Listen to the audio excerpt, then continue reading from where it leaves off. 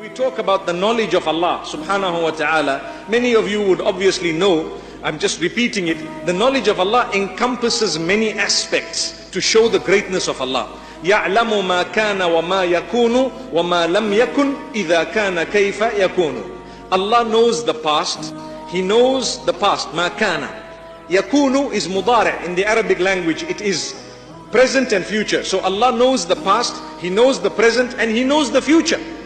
But there is something more than that that Allah knows, which is amazing.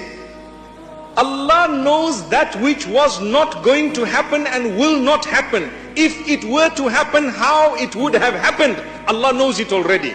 Can I give you an example from the Quran? In Surah Al-Kahf, and I'm sure we read it, Allah subhanahu wa ta'ala speaks about certain incidents that happened between Musa alayhi salam and Al-Khidr. Al-Khidr. And Allah speaks about one of them where young boy was killed by Al-Khidr. And Musa alayhi salam says, أَقَتَلْتَ نَفْسًا زَكِيَّةً بِغَيْرِ نَفْسٍ. How can you kill this man without any reason, no purpose? We are not allowed to kill just because you might have had a disagreement or a difference. You have no right to take away the life that Allah gave. Who gave life? Allah.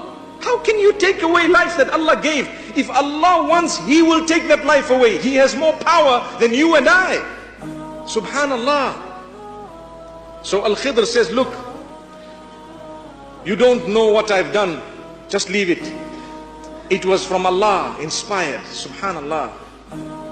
And then he explains that had this child grown older, he would have been a source of misfortune for his parents and a source of sadness, a source of perhaps harm to his parents. Therefore, Allah chose to take him away at an early age to avoid his parents suffering and him to actually end in a bad way. So it was the blessing of Allah. What I learned from this, the biggest lesson is Allah knows that which was never going to happen.